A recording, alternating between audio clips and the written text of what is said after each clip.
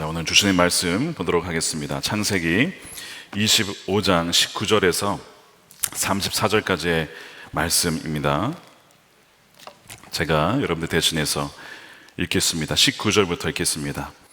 아브라함의 아들 이삭의 족보는 이러하니라. 아브라함이 이삭을 낳았고 이삭은 40세에 리브가를 맞이하여 아내를 삼았으니 리브가는 밧단 아람의 아람 족속 중 부두엘의 딸이요 아람 족속 중 라반의 누이였더라. 이삭이 그의 아내가 임신하지 못하므로 그를 위하여 여호와께 간구하매 여호와께서 그의 간구를 들으셨으므로 그의 아내 리브가가 임신하였더니 그 아들들이 그의 태 속에서 서로 싸우는지라. 그가 이르되 이럴 경우에는 내가 어찌할꼬 하고 가서 여호와께 묻자온대 여호와께서 그녀에게 이르시되 두 국민이 내 태중에 있구나. 두 민족이 내 복중에서부터 나누이리라. 이 족속이 저 족속보다 강하겠고 큰 자가 어린 자를 섬기리라 하셨더라. 그 해산 기한이 찬즉 태에 쌍둥이가 있었는데 먼저 나온 자는 붉고 전신이 털옷 같아서 이름을 에서라 하였고 후에 나온 아우는 손으로 에서의 팔꿈치를 잡았으므로 그 이름을 야곱이라 하였으며 리브가가 그들을 낳을 때에 이삭이 60세였더라. 그 아이들의 장성함에 에서는 익숙한 사냥꾼이었으므로 들사람이 되고 야곱은 조용한 사람이었으므로 장막에 거주하니 이삭은 에서가 사냥한 고기를 좋아하므로 그를 사랑하고 리브가는 야곱을 사랑하였더라. 야곱이 죽을 쑤었더니 에서가 들에서 돌아와서 심히 피곤하여 야곱에게 이르되 내가 피곤하니 그 붉은 것을 내가 먹게 하라 한지라. 그러므로 에서의 별명은 에돔이더라. 야곱이 이르되 형의 장자의 명분을 오늘 내게 팔라. 에서가 이르되 내가 죽게 되었으니 이 장자의 명분이 내게 무엇이 유익하리요. 야곱이 이르되 오늘 내게 맹세하라. 에서가 맹세하고 장자의 명분을 야곱에게 판지라. 야곱이 떡과 팥죽을 에서에게 주매 에서가 먹으며 마시고 일어나 갔으니 에서가 장자의 명분을 가볍게 여김이었더라. 아멘. 세대를 잇는 믿음의 여정 시리즈의 시작 첫 번째입니다. 갈망의 차이가 인생의 차이다라는 제목의 말씀을 나누려고 합니다. 자, 오늘부터 또 새로운 시리즈가 시작이 되는데요. 본문은 계속 창세기입니다. 그래서 이어지면서 동시에 새로운 시리즈가 된 것이죠. 타이틀을 바꾼 이유는 아브람, 이삭, 야곱, 요셉, 줄여서 아이아요. 자, 해봅시다. 아이아요. 이게 이제 네 세대죠. 이 네 세대를 통해서 하나님의 그 신실한 그 약속이 계속해서 어떻게 성취되는가를 우리는 앞으로 계속 보게 될 것입니다. 또한 하나님의 이 아이아요 세대들을 통해서 우리에게 말씀하십니다.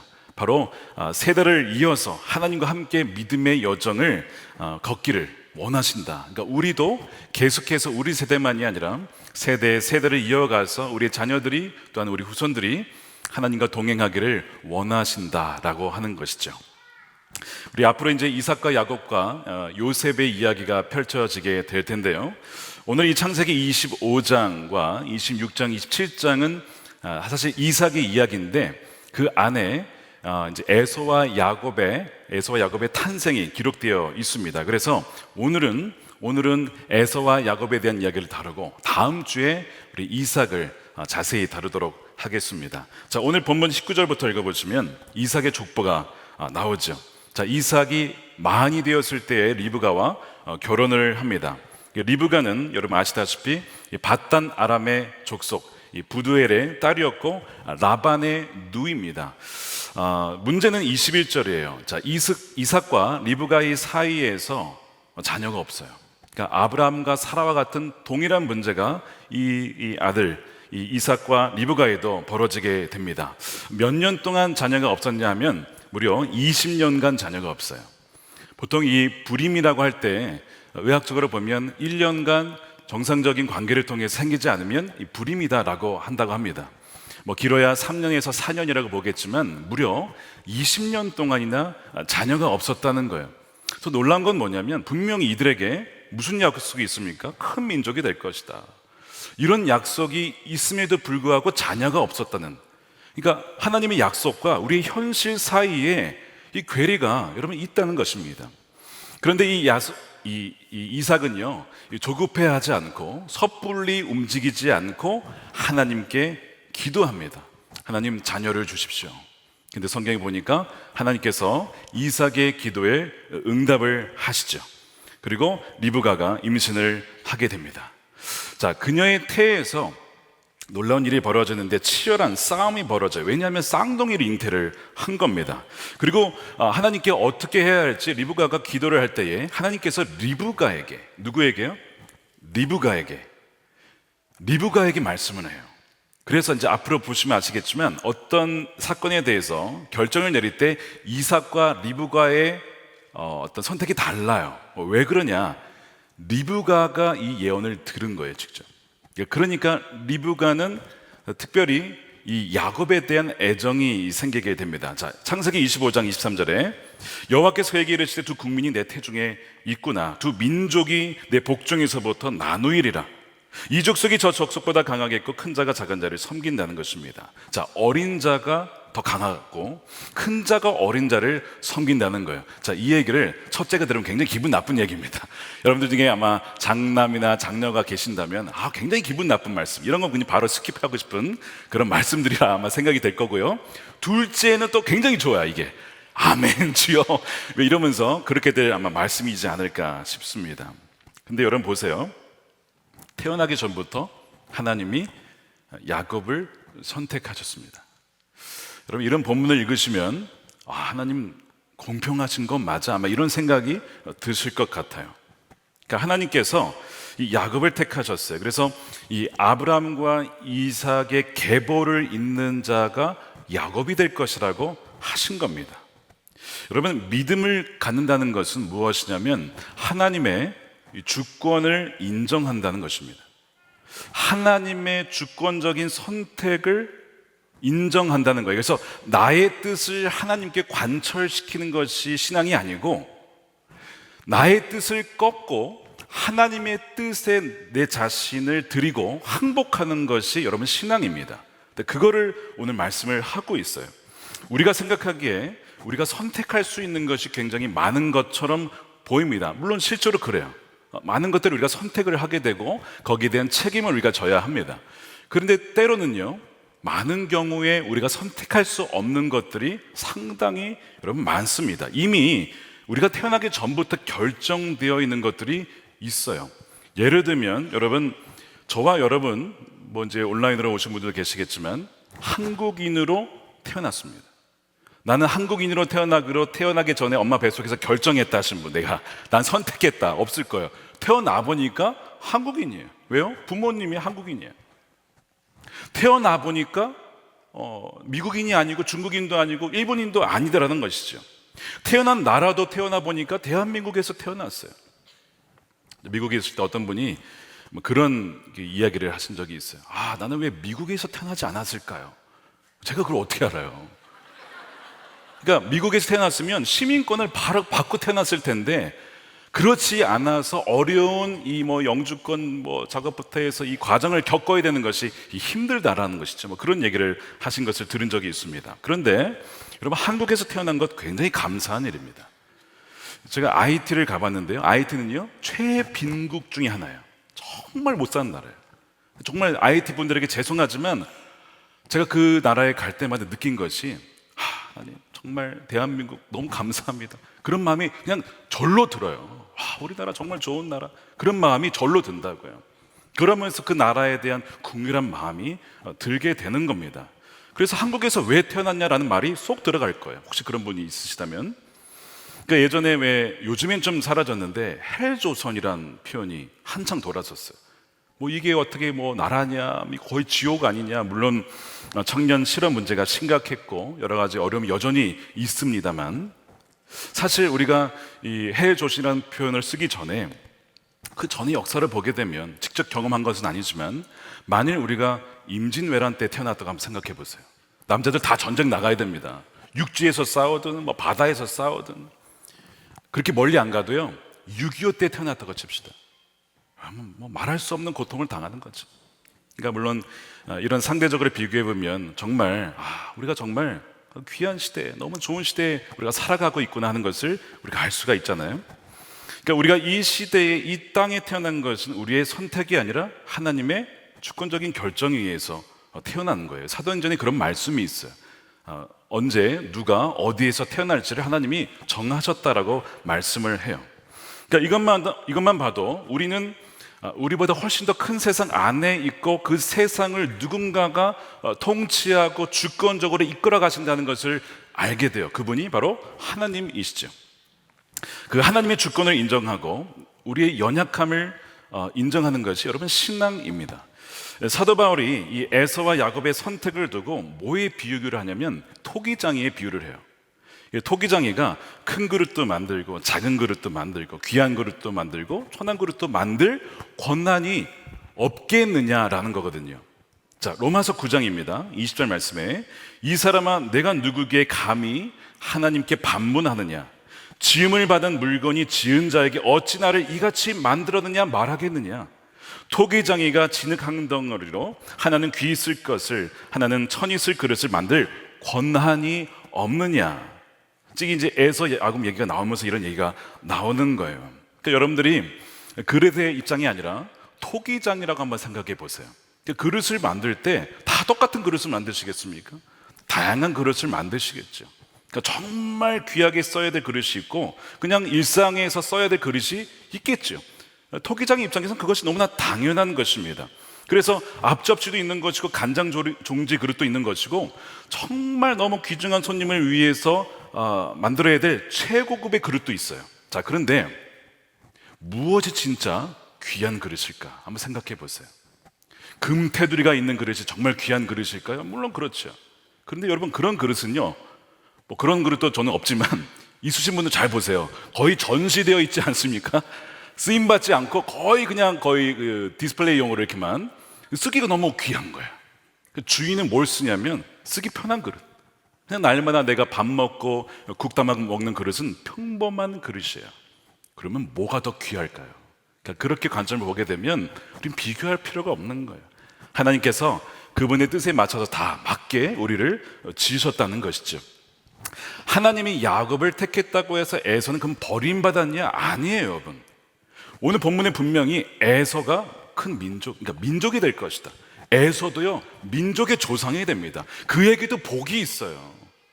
그런데 하나님은 야곱을 택했다라는 거예요. 그러면 선택받았다는 것은 무엇을 의미할까요? 여러분, 선택받았다는 것은요, 막중한 사명이 주어졌다는 거예요. 그리고 그에게는 엄청난 책임이 부과되었다는 것입니다. 그리고 그 얘기는요, 많은 고난이 있을 것이다라는 겁니다. 그럼 그것을 의미하는 거거든요. 많은 분들이 이런 기도를 하잖아요. 하나님, 저를 택해 주세요. 저를 좀 사용해 주세요. 막 이런 귀한 기도죠. 그런 기도를 드립니다. 그런데 선택을 받는다는 것은 사실은 고난의 길, 십자가의 길을 가게 해달라고 하는 것이거든요. 앞으로 보겠지만 에서와 야곱의 인생 중에 어느 인생이 더 고난의 길인지 아십니까? 여러분, 비교할 수 없이 야곱입니다. 야곱이 훨씬 더 고난의 길을 가게 돼요. 여러분, 그 다음에 야곱의 아들들 중에 누가 가장 고난을 겪습니까? 요셉이에요. 그러니까 여러분, 선택을 받았다는 것은 귀한 일인데 막중한 사명과 책임과 고난이 뒤따른다는 걸 여러분 아셔야 돼요. 그러니까 여러분들 기도하시기 전에 이것을 분명히 아셔야 됩니다. 내가 지금 뭘 구하는지 모르고 구할 수도 있어요, 여러분. 정말 베드로는 결국 십자가에 끌려서 죽지 않습니까? 그 사명의 길을 간다는 거거든요. 야곱이 나중에 훗날 뭐라고 고백합니까? 나의 인생은 험악한 세월이었다. 험악한 세월을 보냈다고 그렇게 고백을 해요. 물론 그 가운데 하나님의 은혜가 있었기 때문에 견뎌낼 수 있었고 이겨낼 수 있었죠. 그런데 분명 고난의 세월이었다는 거예요. 이것이 야곱의 여러분 고백이고요, 선택받은 자의 고백입니다. 그래서 여러분, 오늘 기도하실 때 다시 한번 잘 생각해 보세요. 나를 선택해 주세요. 그 얘기는 나 좀 고생시켜 주세요. 저에게 좀 고난을 좀 많이 주세요. 무거운 십자가 주세요. 그 얘기거든요. 리브가가요, 태중에서 야곱이 선택받았다는 것을 알았어요. 그리고 리브가는 마음에 새기고 그 뜻을 품게 됩니다. 그래서 리브가는 좀 더 야곱에게 마음을 품게 되는 거예요. 그리고 그의 선택과 결정, 그녀의 선택과 결정은 하나님의 예언의 말씀에 근거해서 하게 됩니다. 나중에 이제 이 부분을 좀 더 다루게 될 겁니다. 자, 쌍둥이가 태어났는데 에서의 몸에는 털이 많다라고 하는 의미의 에서, 그 털이 많았어요. 그래서 에서는 털이 많다, 뭐 이런 뜻입니다. 그리고 그의 별명은 붉다라는 의미의 에돔이죠. 자, 야곱은요, 손으로 에서의 발꿈치를 잡고 나왔어요. 나보다 먼저 가지 마 하고 잡았는지 모르겠는데, 그래서 발꿈치를 잡다에서 야곱의 의미가 그겁니다. 발꿈치를 붙잡다. 그렇게 이름을 이제 짓게 돼요. 자, 둘의 차이는 태생부터 다르지만 성품도 다릅니다. 자, 27절 말씀에 이렇게 묘사를 해요.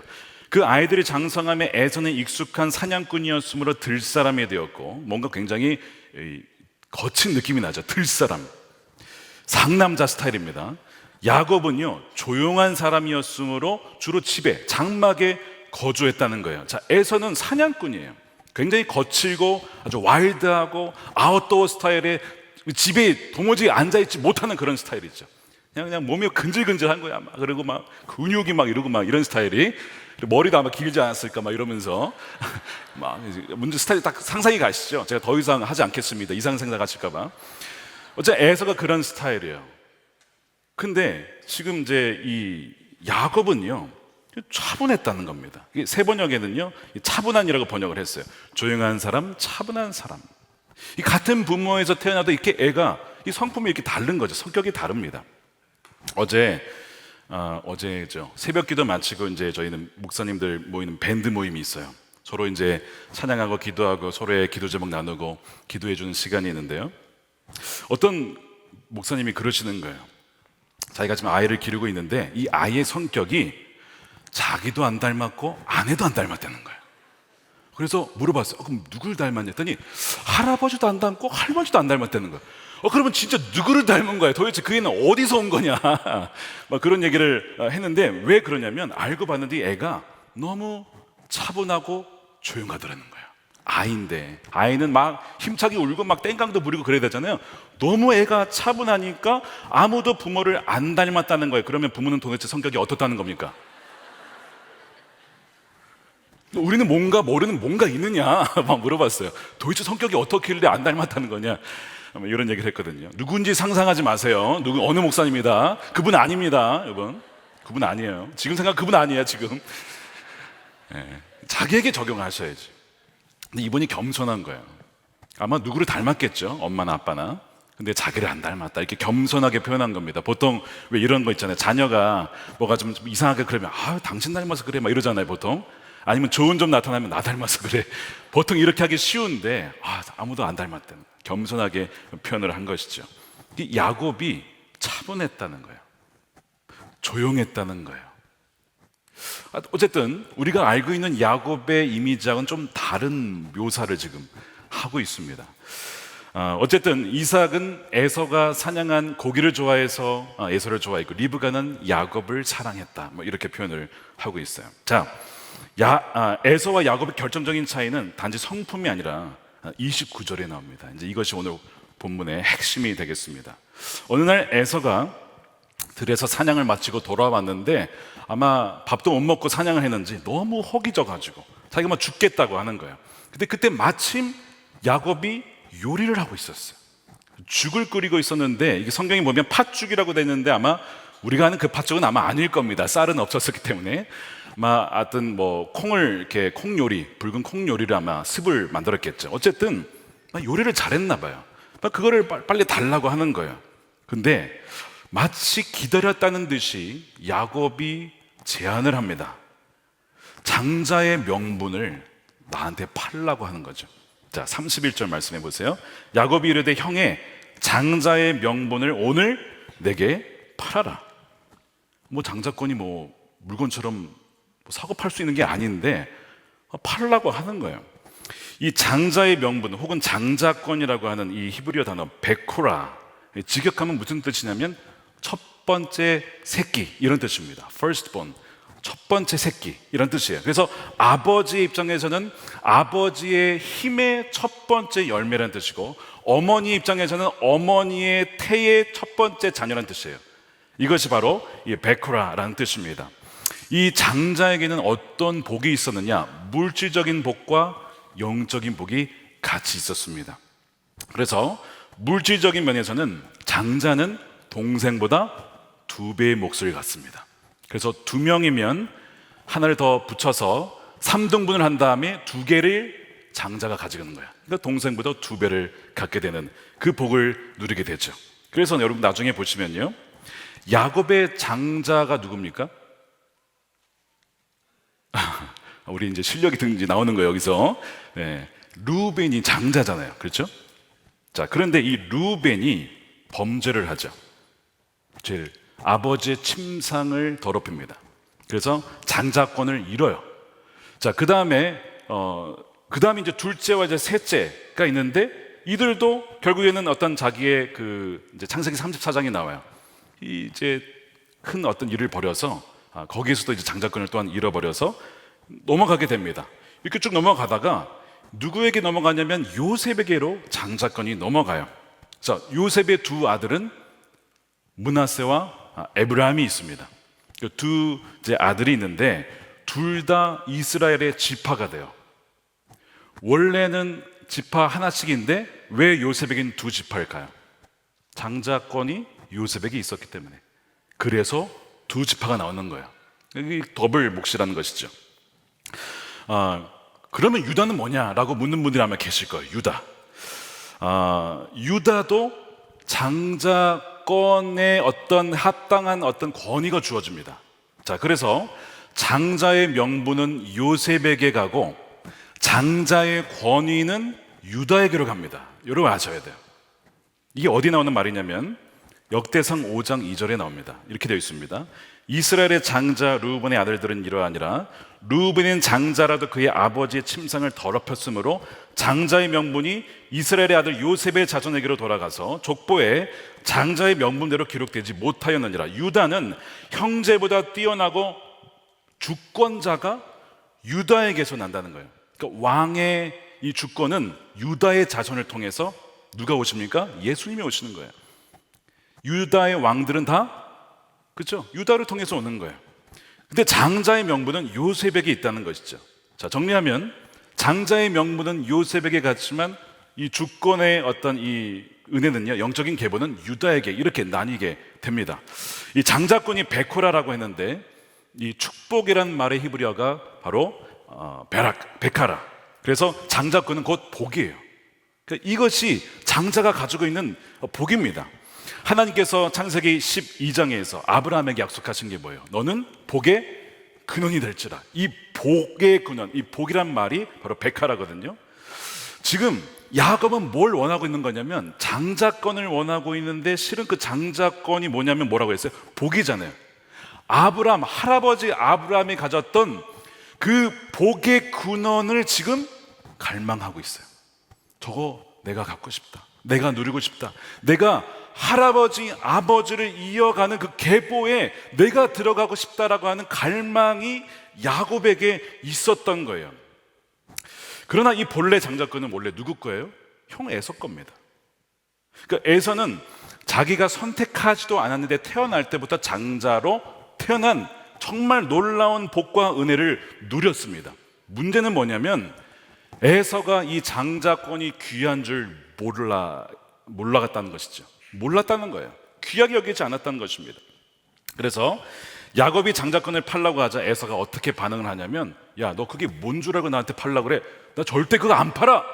라고 하지 않고 32절에 이렇게 얘기를 하죠.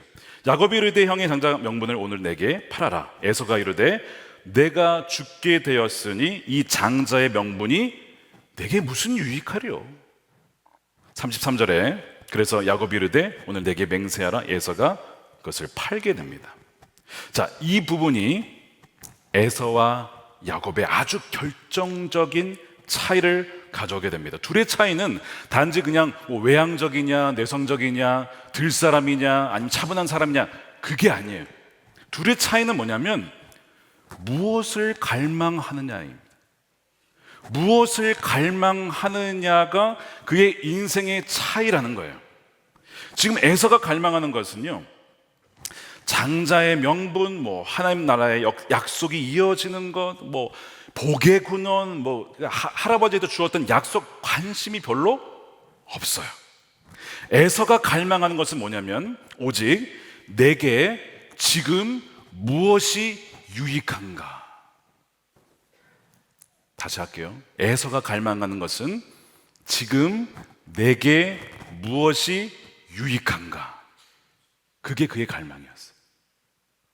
굉장히 육체적이고 물질적이고 한시적인 것에 갈망을 갖고 있었어요. 그것을 추구하는 자였습니다. 그래서 그 얘기는 아브라함, 이삭을 통해서 내려오는 어떤 영적인 축복에 대해서 그다지 관심이 없었다는 데에 있습니다. 우선순위가 없어요. 여러분, 에서가 누구라고요? 아브라함의 직계 손자라고요. 그 아브라함의 직계 손이라고. 그것도 장자예요.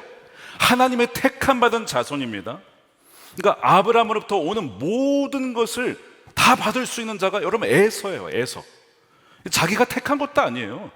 태어나 보니까 장자야. 이런 복이 또 어디 있습니까?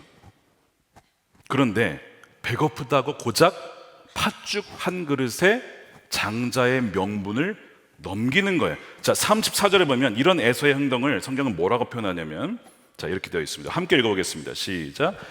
야곱이 떡과 팥죽을 에서에게 주매 에서가 먹으며 마시고 일어나 갔으니 에서가 장자의 명분을 가볍게 여김이었더라. 자, 우리말 성경에서는 소홀히 여겼다 이렇게 번역을 했는데, 이 히브리어 바자는 어떤 의미가 있냐면 업신여기다, 멸시하다, 경멸하다라는 뜻이 있습니다. 아니, 이 정도로 했을까 싶을 정도예요. 민수기 15장 이런 말씀이 나와요. 그런 사람은 여호와의 말씀을 멸시하고, 똑같은 얘기입니다. 바자라고 썼어요. 그의 명령을 파기하였은즉 그의 죄악이 자기에게로 돌아가서 온전히 끊어진다. 그러니까 지금 에서는 하나님의 이 장자권, 너무나 큰 은혜의 복인데 그거를 어떻게 여겼다고요? 업신여기고 멸시하고 소중히 여기지 않았다는 거예요. 분명 에선 장자로 태어났어요. 그러나 장자권을 멸시하는 결과 그것이 끊어지고 누구에게 넘어갑니까? 동생 야곱에게 넘어가게 된 거예요. 그러니까 리브가가 들은 예언은 그거를 미리 본 것이죠. 그걸 미리 보신 하나님께서 말씀하신 것을 들은 겁니다. 이것은 여러분 참 묘한 것인데요, 하나님의 주권이면서 동시에 에서의 선택이었다는 거예요. 하나님의 주권이면서 동시에 에서는 사실 자기가 이 장자권을 소중히 여기고 귀히 여길 책임과 어떤 그 의무가 있었습니다. 근데 본인이 원해서 귀히 여기지 않았어요. 그 결과 장자권을 빼앗기게 된다는 겁니다. 자, 그래서 히브리서 말씀에 보면요, 에서와 같은 자가 없도록 살피라고 말하거든요. 그 얘기는 뭐냐면 이거 막을 수 있었다는 거예요. 그가 귀히 여겼다면 장자권을 빼앗기는 일은 없었을 거라는 거죠. 자, 그래서 이렇게 말씀을 해요. 너희는 하나님의 은혜에 이르지 못한 자가 없도록 하라. 이게 만약에 막을 수 없는 거면 없도록 하라가 무슨 의미겠어요? 막을 수 있으니까 하는 거 아닙니까? 쓴뿌리가 나서 괴롭게 하여 많은 사람이 이로 말미암아 더럽게 되지 않게 하라. 않게 하래요. 아니, 아무리 않게 해도 안 되는 거면 왜 이 말을 하겠냐고요. 음행하는 자와 혹 한 그릇 음식을 위하여 장자의 명분을 판 에서와 같이 망령된 자, 속된 사람이란 표현인데요, 그런 사람이 없도록 살피라는 거예요. 아니, 아무리 살펴도 결정된 거면 뭐 살피는 게 뭐가 의미가 있겠어요. 살펴서 그들을 다시 바른 방향으로 돌이킬 수 있으니까 살피라고 하는 거거든요. 그러니까 지금 에서가 이렇게 장자권을 잃어버리는 것은 전적으로 누구의 책임이에요? 에서의 책임입니다. 에서의 책임이라고 말씀을 하고 있는 거예요.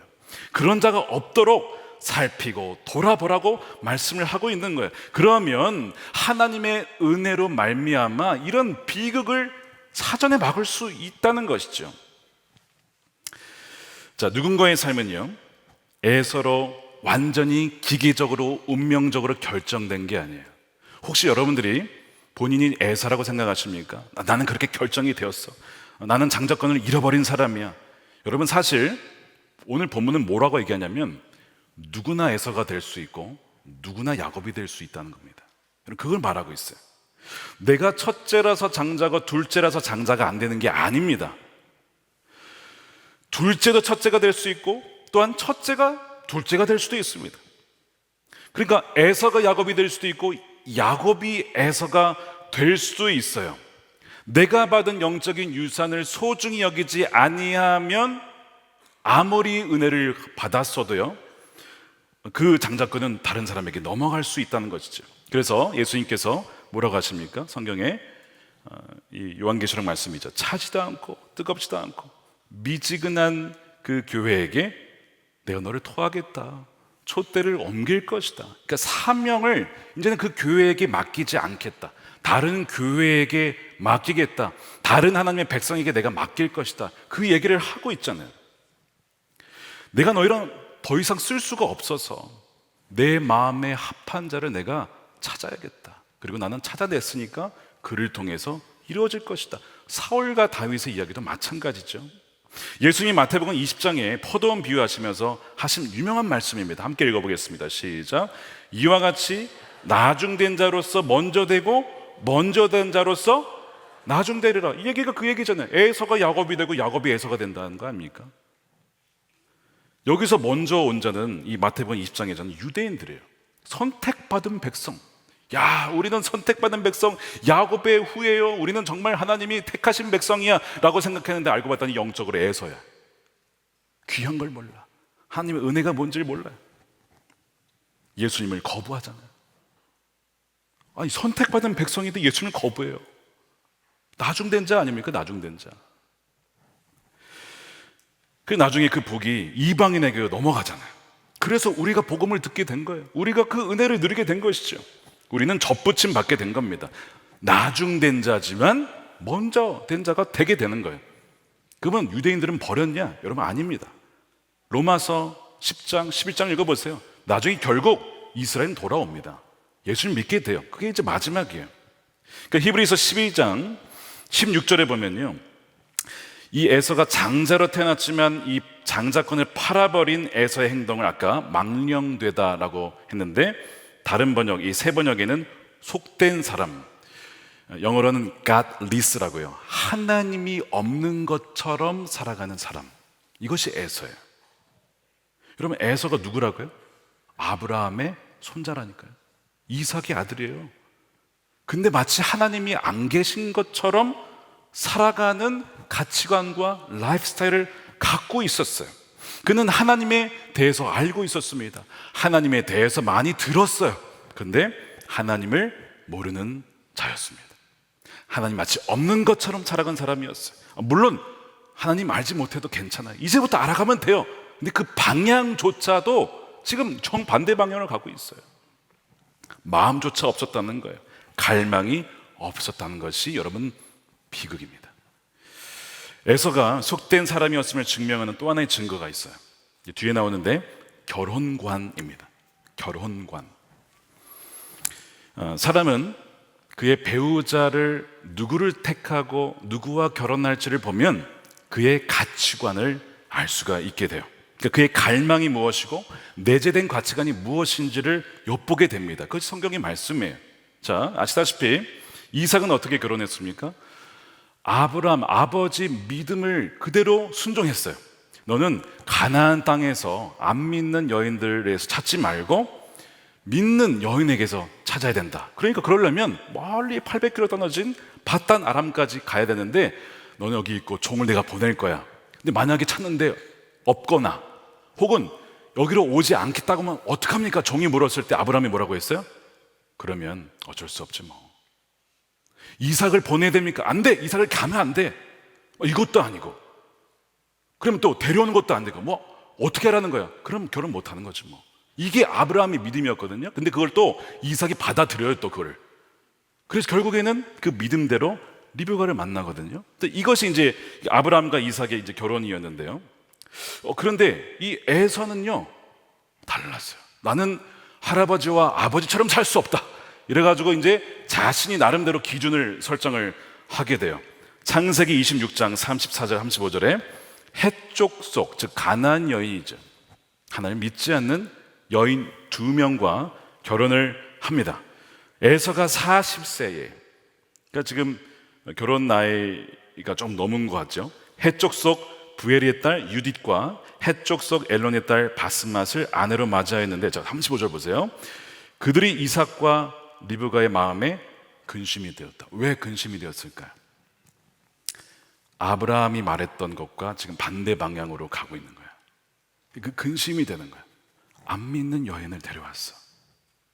물론 여러분, 믿지 않는 배우자와 결혼을 했어도 그 배우자가 하나님의 은혜로 예수님을 믿고 그 다음에 정말 신실한 주의 자녀가 될 수 있습니다, 여러분.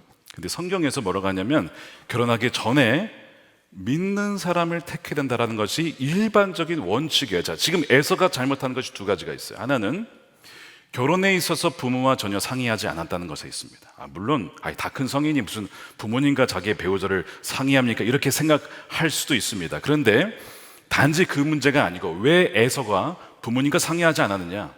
거기에 배경에는 이런 것이 있는 거예요. 우리 부모님과 얘기해봤자 늘 뻔해. 가나안 족속에서 찾지 말아라. 믿는 여자 만나야 돼. 맨날 그런 얘기하니까 싫어 정말. 귀찮아. 하루 이틀 해야지. 지금 내가 마흔인데 언제 그렇게 해서 여인을 찾아. 이 주변에는 없다고요. 그냥 나는 어차피 부모님이라 얘기해봤자 소용이 없어. 그냥 내가 좋고 내 마음에 끌리고 삘이 있는 그 여인과 결혼을 할 거야. 그래가지고 상의 없이 그냥 만난 겁니다. 소위 부모 패싱. 부모 패싱 논란. 결혼할 때 부모님 논의 안 하고 그냥 청첩장을 딱 보낸 거죠. 우리 나 결혼합니다. 이렇게 놀라게 된 거예요. 그게 첫 번째고요. 두 번째는요, 애초에 믿는 배우자에 대한 관심이 별로 없었다는 데 있습니다. 그저 내가 보기에 예쁘고 좋고 기분이 좋은 어떤 그런 여인을 찾았다는 것. 사실 여러분 이렇게 주장을 하게 되면 소위 이런 말이 있잖아요. 자식 이기는 부모 없다. 그러니까 아마 이 지금 에서가 이 들 사람 상남자 성질 한성질 했을 겁니다. 그러니까 이제 부모님도 절대 막을 수가 없는 거죠. 그러니까 이 이삭과 리브가도 말을 못하고 속으로만 끙끙 앓는 거야. 근심이 되었다라고 돼요. 말을 못한 거야. 이거를 막지를 못했어요. 내가 좋다는데 왜 부모님이 간섭하느냐. 아니 내가 사는 거지 부모님이 사는 거냐. 굉장히 나름 논리 있게 얘기를 하는 거죠. 그래서 에서는 이방 여인 그 가나안 족속과 결혼을 하게 돼요. 자, 이제 이렇게 조금씩 에서와 야곱의 인생 길이 완전 다른 길로 가요. 근데 왜 이렇게 분기점과 갈라지는 게 이렇게 벌어지느냐? 무슨 차이가 있다고요? 갈망의 차이입니다. 무엇을 갈망하느냐가 인생의 차이를 만든다니까요. 지금 야곱과 에서는 갈망하는 것이 전혀 달랐다는 거예요. 말씀드린 대로 믿지 않는 배우자 만나도 여러분 신실한 자가 될 수 있어요. 저는 그런 분들을 많이 봤습니다. 그런데 그 과정이 너무나 힘든 거예요. 그 일을 위해서 정말 너무나 고통스러운 시절을 지나가게 된다는 것을 보고 그분들이 참 많이 힘들었다 그런 얘기를 하십니다. 어떤 분이 재혼을 하시게 됐어요. 그 전에 대한 얘기는 생략을 하겠습니다. 참 아픈 일을 겪으셨어요. 재혼을 하시게 됐는데 정말 행복한 가정을 이루고 싶으셨습니다. 여러분 정말 누구나 다 그런 갈망이 있지 않겠습니까? 행복한 가정을 세우고 이루고 나도 그 안에서 좀 잘 살았으면 좋겠다라는 그 마음이 여러분 누구나 있잖아요. 그래서 재혼을 이제 결정을 하시게 됐는데 마음에 드는 남자가 있었어요. 근데 문제는요, 안 믿는 남자였어요. 근데 마음에 근심이 됐대요. 왜 근심이 되냐면 믿음이 없으니까. 이것이 마음에 염려가 된 마음과 함께 어떤 마음이 있냐면 너무 마음에 드는 거야. 여러분 어떻게 하실 거예요? 너무 마음에 드는데 안 믿어요. 이런 충돌이 여러분 있잖아요. 이분이요, 외로우니까, 너무 외로우니까 빨리 결혼을 하고 싶어서 그분의 표현에 인간적인 욕정에 자신을 맡겼다는 거예요. 그래서 생명이 생겼어요. 근데 남자가 책임 안 지겠대요. 그래서 어떻게 했을까요? 죽였습니다. 살인을 한 거예요. 근데 결국 결혼을 합니다. 결혼을 했어요. 좀 행복할까? 너무 불행하다는 거예요. 그분이 이제 눈물로 저에게 편지를 쓰신 겁니다.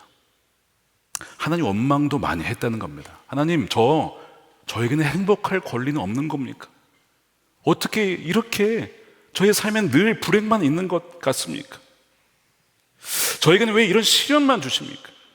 뭐 이런 원망의 소리를 참 많이 했다고 해요. 근데 가만히 돌아보니까 하나님께 기도하고 물으며 시작한 관계가 아니었음을 하나님이 알게 하시더래요. 하나님의 때를 기다리지 못하고 지금 무엇이 내게 유익한가, 거기에 바탕으로 내린 결정이었다는 것이죠.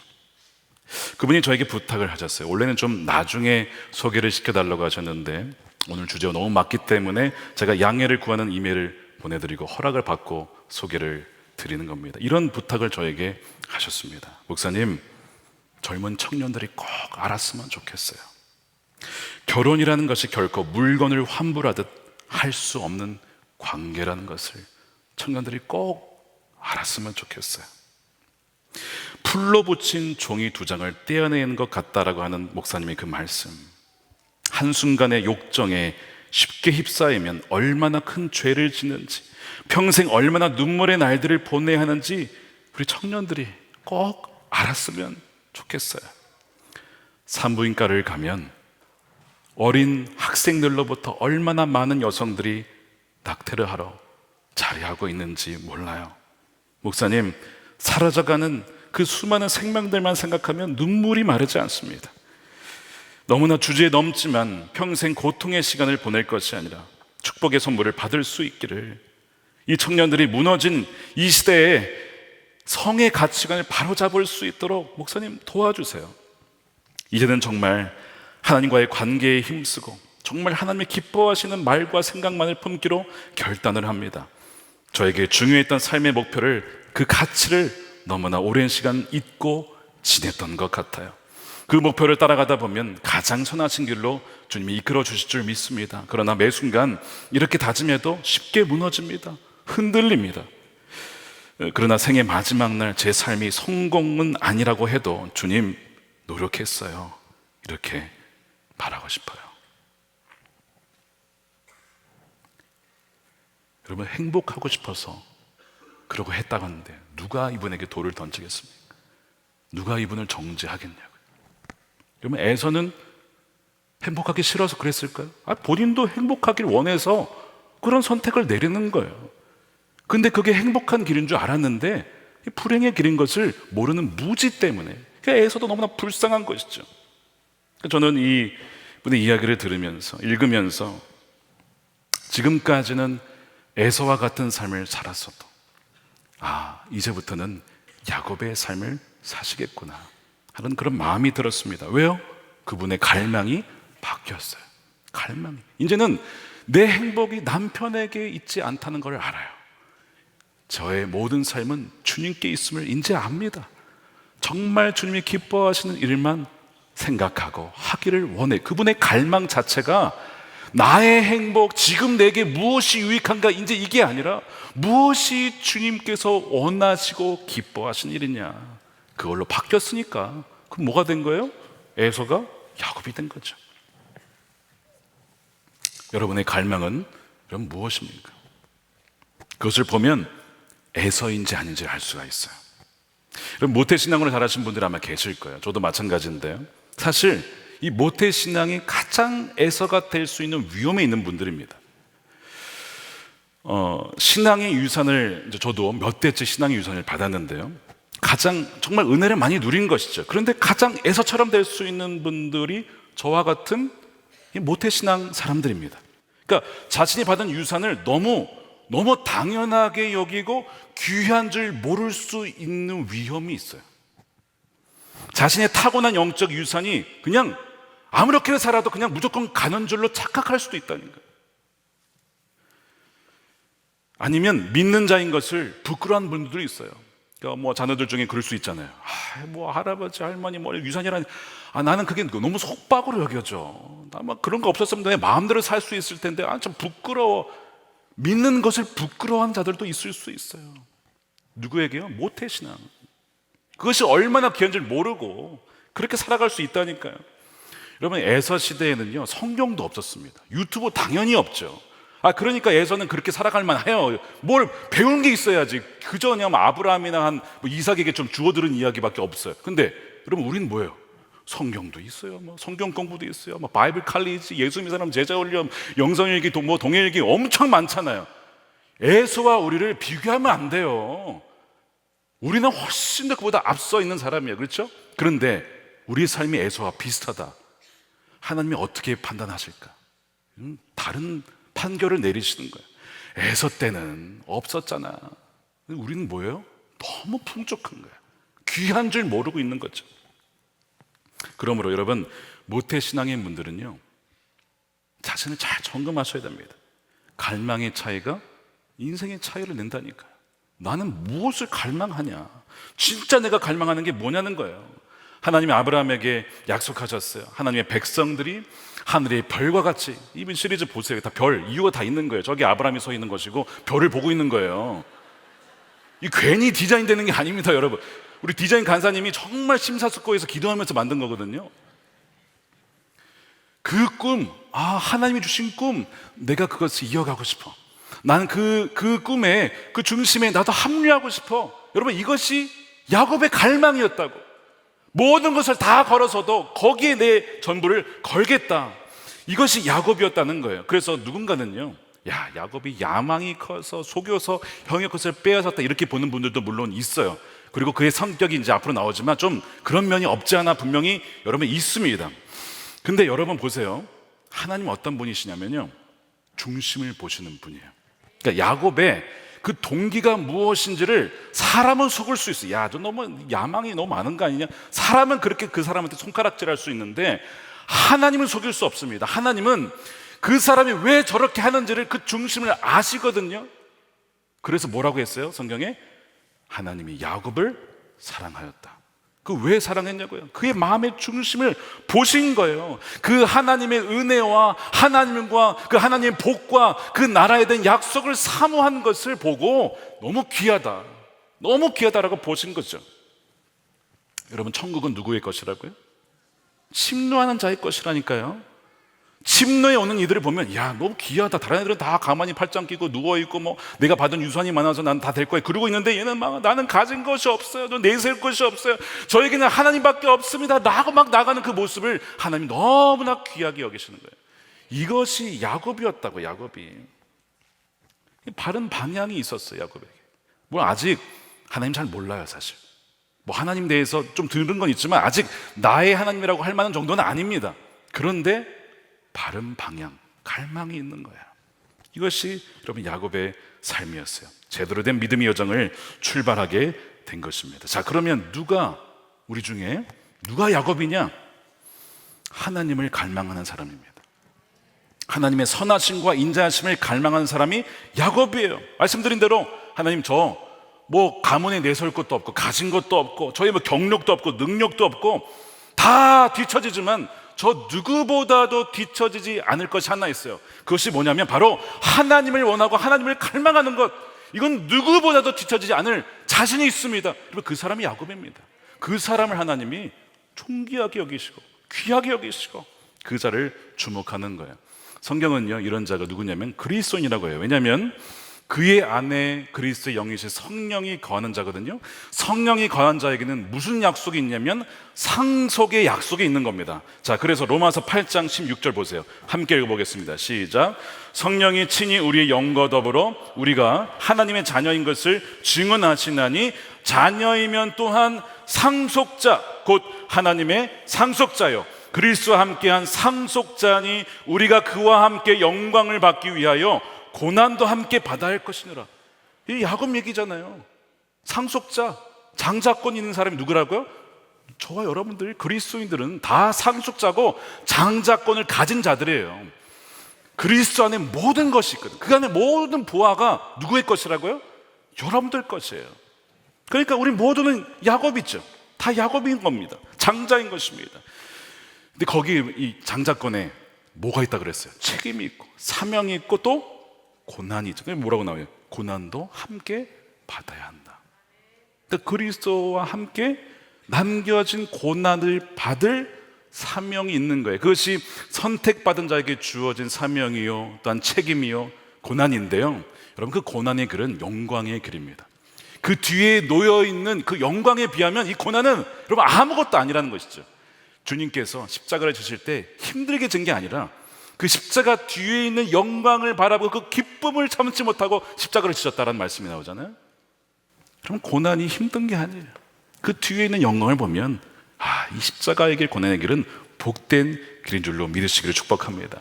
그래서 야곱이요, 자신의 삶을 험난한 여정이었습니다라고 하지만 돌아보면요, 그로 말미암아 얼마나 많은 후손들이 생겨났습니까?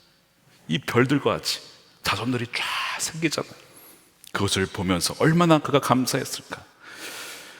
야곱은 하나님의 영적인 복을 갈망한 자였습니다. 그의 성품은 좀 다듬어져야 될 부분들이 분명히 있지만 하나님은 중심을 보세요. 그 마음의 갈망을 보시고 귀하게 여기신 겁니다. 성 베르나르라는 분이 하나님을 얼마나 갈망했는지 그것을 음식으로 이렇게 표현했어요. 우리는 당신을 맛보았습니다. 오, 당신 살아계신 음식이. 그리고 여전히 우리는 당신으로 잔치하기를 갈망합니다. 우리는 당신을 들이켰습니다. 유일한 수원이시여. 그리고 우리 영혼은 당신으로 채워지려 더욱더 갈증이 납니다. 계속 하나님을 원하고 갈망하고 그런 갈증으로 가득 채워지는 것이죠. 자, 야곱을 아까 뭐라고 묘사했죠? 조용한 사람이다, 차분한 사람이다, 이렇게 번역을 했어요. 근데 이 히브리어, 이 탐이라고 되어 있는데 이 탐은 원래 무슨 뜻이냐, 이런 의미가 있어요. 완전한, 완벽한, 전체, 흠이 없는, 이런 뜻을 갖고 있습니다. 혹은 겉과 속이 같은, 인테그리티라는 뜻이 있어요. 그러니까 인테그리티라는 뜻을 번역하면 이런 거죠. 야곱은요, 자기가 무엇을 갈망하는지를 속이지 않아요. 그냥 다 드러내요. 나 그거 원해. 나 그 정말 나 그 하나님 보고 원하고 나 정말 하나님 원해. 그걸 그냥 숨기지 않고 다 드러내는 사람이에요. 이것이 야곱이었다는 것인데요, 여러분, 이 탐이라고 하는 히브리어가 누구에게 쓰였는지 아십니까? 누구냐면 노아를 설명할 때에, 노아는 그 당대에 뭐라고 되어 있습니까? 완전한 자라고 하잖아요, 그죠? 이게 탐이에요. 탐, 히브리어 탐입니다. 그 다음에 욥을 표현할 때에 욥은 의로운 사람, 그러면서 온전한 자였더라. 온전한, 이게 탐이에요. 그러니까 지금 노아와 욥에게 써졌던 그 형용사 탐이 누구에게 써졌다고요? 야곱에게 써졌다니까요. 하나님은 야곱을 보실 때 당대의 의인이었던 노아와 흠이 없고 온전했던 욥과 같이 누구를 보신다고요? 야곱을 보신다니까요. 이게 하나님께서 보신 관점이었다는 거예요. 물론 그에게 다듬어져야 될 부분들이 많지만 하나님은 뭘 보신다고요? 겉모습 말하는 게 아니라 중심을 보신다고요. 자, 그것이 드러났던 또 하나의 증거가 뭐냐면 야곱의 결혼입니다. 자, 우리가 야곱이 이제 나중에 뒤에 보시겠지만 그 에서로부터 장자권을 탈취하고 결국 이제 바단 아람으로 도망을 가잖아요. 도망갈 나이 몇 세인지 아십니까? 우리 어린이부에서 이제 하게 되면 어린 시절에 엄마가 이제 보내가지고 힘들게나 간다 이러면서 어린 시절로 나오지만 야곱의 나이를 계산하면 대략 76세에서 77세에 떠납니다. 근데 그게 무슨 의미냐? 그때까지 결혼을 안 했다니까요. 76세, 70세까지 갈 때까지 결혼을 안 했다는 것이 주는 의미가 뭐예요? 할아버지, 아버지로부터 왔던 그 약속과 그 다음에 결혼에 대한 그 믿음을 나도 지키겠다. 그거를 보여주는 거예요. 이것이 야곱과 에서의 차이야. 에서는 마흔이 되니까 나 이제 결혼해야 돼. 뭐 그런 게 약속 그런 게 어디 있어? 나 그냥 가난한 여인 중에 그냥 내가 좋으면 할 거야. 이게 에서였고요. 야곱은요, 하나님이 허락하실 때까지 나는 그 조건에 맞지 않으면 나는 갈 수 없다. 그러다가 76, 70세 된 거예요. 그리고 나중에 라헬을 얻고 레아를 얻게 되죠. 그러니까 우리가 결정하고 선택하는 걸 보면 내 안에 갈망이 뭔지가 나타난다고. 이건 속일 수가 없어요. 그리고 그 갈망의 차이가 인생의 차이를 가져오게 됩니다. 우리가 아는 영적인 거장들의 특징이 있어요. 아브라함, 모세, 다윗, 존 웨슬리, 사도 요한, 사도 바울, 마틴 루터, 공통점이 있는데요, 끊임없는 갈망이 있었습니다. 계속 열정이 있었어요. 결코 낮은 것에 만족하는 법이 없었습니다. 그는 하나님을 찾기 위해서 애통했고 기도했고 씨름했고 밤낮으로 기회가 있든 없든 하나님을 찾았습니다. 그들은요, 성전을 비유하면 마당만 밟고 가는 걸 결코 원치 않았고요, 성전 들어와서 성소에 들어오면요, 진설병이 있잖아요.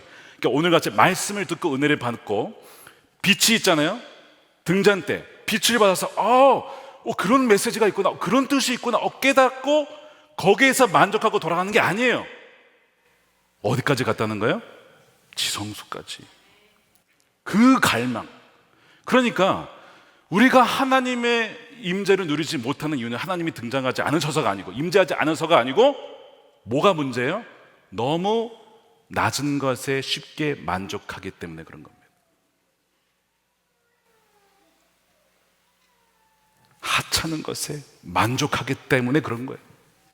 주님, 저 여기에 만족하지 않아요. 마당 받는 거 만족하지 않아요. 성전 성소 귀하자면 여기에도 만족하지 않아요. 하나님의 임재가 있는 지성소로 가기를 원해요. 주님께서 십자가에서 돌아가시면서 휘장이 갈라졌잖아요. 지성소의 문이 열렸잖아요. 근데 왜 안 들어가냐 이거예요. 은혜의 보좌가 이미 열려 있는데 왜 거기를 찾고 갈망하고 추구한 자가 없냐 이거예요. 믿음의 거장들 특징이 뭐였다고요? 하나님만을 얻을 때까지 간구하고 나아갔다는 거예요. 그거를 귀히 보셨어요. 그것을 하나님은 온전한 자다 라고 보시는 겁니다. 사랑하는 여러분, 오늘 무엇에 만족하시겠습니까? 그저 팥죽 한 그릇에 만족하시겠습니까? 떡 하나에 만족하시겠습니까? 빛 비춘 거 귀하지만 거기에 만족하시겠습니까?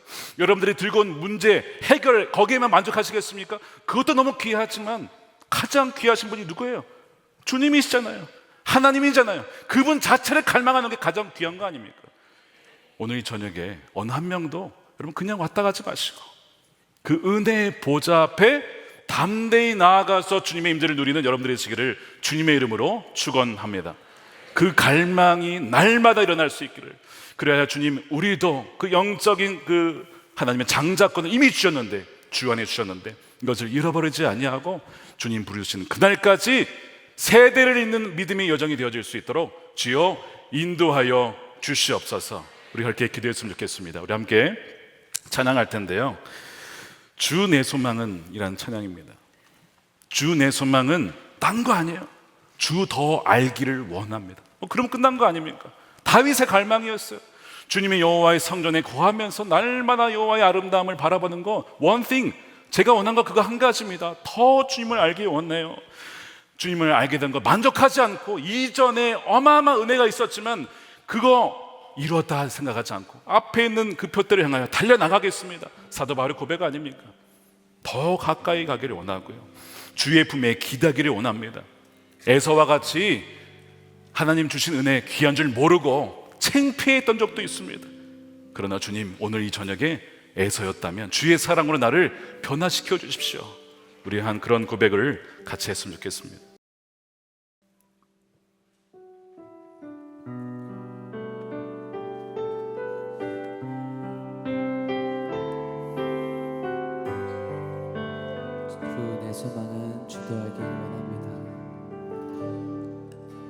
주 내 소망은 주도 알기를 원합니다.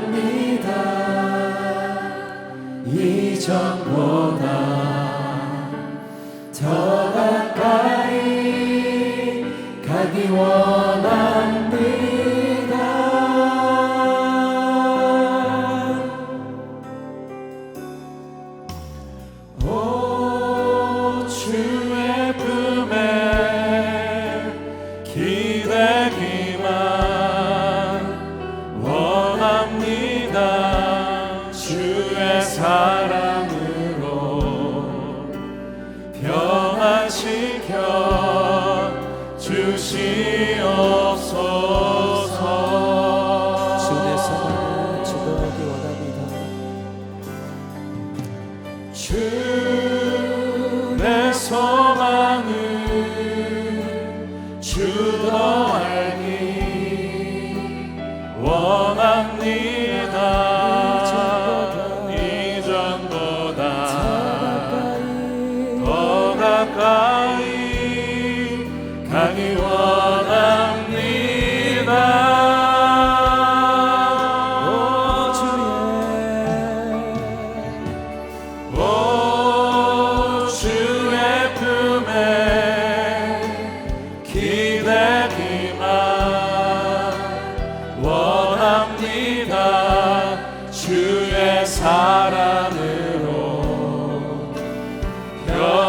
변화시켜 주시옵소서. 주 사랑으로 날개 치며 주 사랑으로 날개 치며 오르게 하소서. 은밀한 곳에 영원히 거하게 하소서. 주 사랑으로 날개 치며 오르게 하소서. 은밀한 곳에 영원히 거하게 하소서. 오 주의 사랑,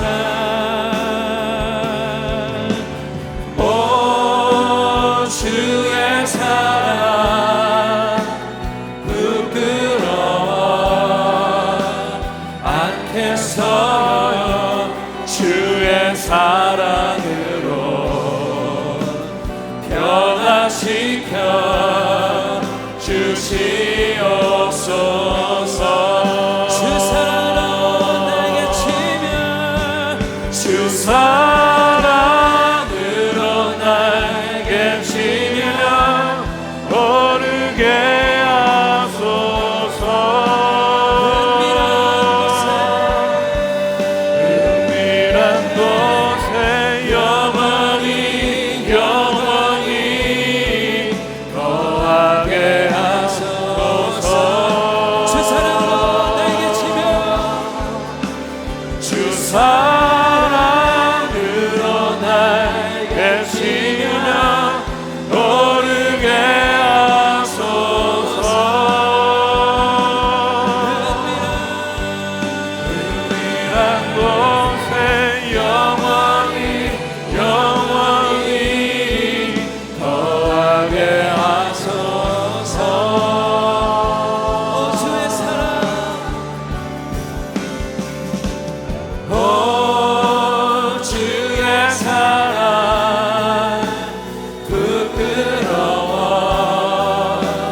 않겠어요. 주의 사랑으로 변화시켜 주소서. 변화시켜 주시옵소서. 우리 한 목소리로 고백합시다.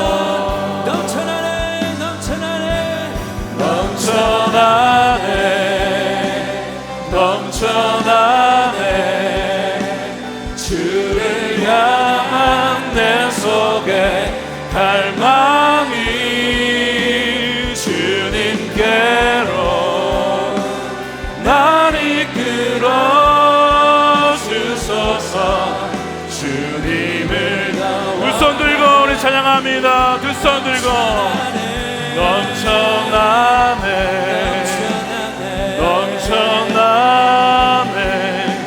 주를 향한 내 속에 갈망이 주님께로 날 이끌어 주소서. 주님을 더 원합니다.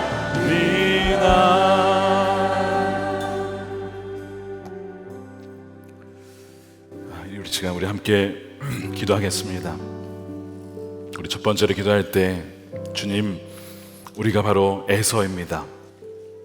육신의 쾌락과 물질만을 갈망하고 하나님이 주신 장자권을 소홀히 여기고 멸시했습니다. 지금 내게 무엇이 유익한가? 그거에 따라서 결정하고 선택하고 우리 삶을 살았던 것을 이 시간 회개하오니 주님, 우리를 긍휼히 여겨 주옵소서. 주의 자비와 은혜로 우리의 무너진 삶의 질서를, 무엇을 가장 소중히 여기고 무엇을 가장 존귀히 여기고 무엇을 가장 사랑해야 될지 무너져버린 삶의 질서를 주여 온전히 회복하게 하여 주시옵소서. 우리 주여 한번 외치고 기도하겠습니다. 주여, 주님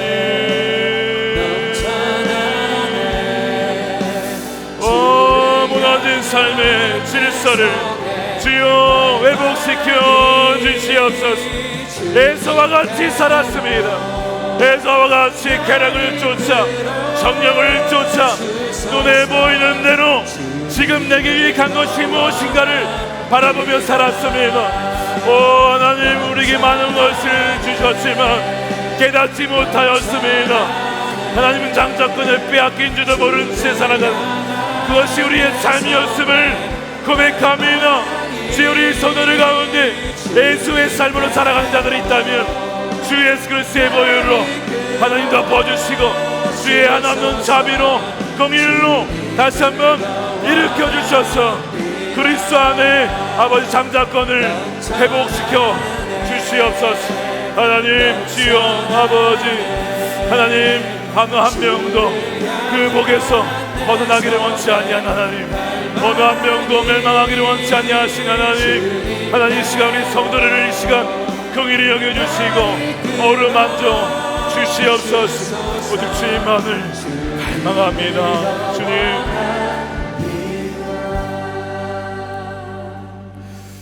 두 번째로 기도하겠습니다. 여러분, 정말 주님 한 분만으로 충분하십니까? 정말 주님이면 족하십니까? 우리가 이 시간 기도할 때 주님, 제가 야곱입니다. 장자권을 가진 것도 아니고 형처럼 그렇게 사냥도 잘하고 그렇게 능수능란하게 어떤 스킬이나 뭐 그런 것들 가진 것도 아니지만 주님, 저는 그저 제가 가장 잘할 수 있는 것 바로 주를 향한 갈망입니다. 주님만을 더 알기를 원합니다. 더 알기를 원합니다. 그저 하나님 마당만 밟고 가거나 그냥 성소에 성전에만 머물러 있는 것이 아니라 지성소에 이르기까지 주님의 그 은밀한 친밀한 것까지 나아가기를 더 원합니다. 주여, 우리가 우리 시간 가운데 주의 갈망을 부어주셔서 야곱과 같이 그것을 사모하는 그 마음을 우리 모두에게 부어달라고 주여 한번 간절히 외치고 기도하겠습니다. 주여, 그렇습니다. 하나님, 더 갈망하며 나아가며 오 주여 아버지, 우리에게 아버지 주님이 전부이십니다. 주님이 우리의 전부가 되십니다. 그 어떤 것도 바꿀 수 없는 것입니다. 우리에게 그것을 아버지 갈망하는 마음을 이 저녁에 우리 모든 성도들 가운데 충만하게 부어주시옵소서. 아버지 하나님, 너무 쉬운 것에 만족하지 않게 하시고 너무나 낮은 것에 만족하지 않게 하시고 우리 안에 더 깊은 갈망이 주여 계속해서 일어날 수 있도록 붙잡는 자가 되게 하소서. 주의 발꿈치를 붙잡는 자가 되게 하소서. 주여, 놓지 않겠습니다. 주여, 붙잡겠습니다. 하나님 아버지, 나를 붙잡아 달라고 하나님, 우리를 붙잡아 주시옵소서. 오 하나님, 주여 이 시간에 우리 하나님 귀한 주의 하나님 상속자들이 모였습니다. 어느 한 명도 잃어버리지 않게 하소서. 하나님, 놓치지 않게 하소서. 하나님, 그 놀라운 유산을 놓치지 않게 하소서. 하나님이 함께 하시는 그 복의 끈은 아버지 백화라를 놓치게 않게 하소서. 하나님, 사모하는 자에게 부어주시고 넘치도록 주여 하나님 갈망하는 자에게 하나님 넘치도록 충만하게 부어주옵소서. 하나님, overflowing 하나님 넘쳐나는 하나님의 크신 은혜가 우리 모든 성도들 가운데 주여 부어지게 하소서. 갈망합니다. 찬양합니다. 성령의 임재 가운데 이 저녁 하나님 모든 각사의 심령 가운데 채워주시는 하나님의 놀라운 은혜를 감사합니다.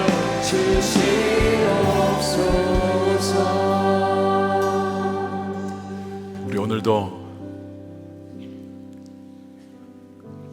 우리 안수기도가 있겠습니다. 우리 정말 주를 사모하는 분들 나오셔서 사람이 안수하는 것이 아니라 정말 주님이 여러분들을 친히 만지실 것입니다.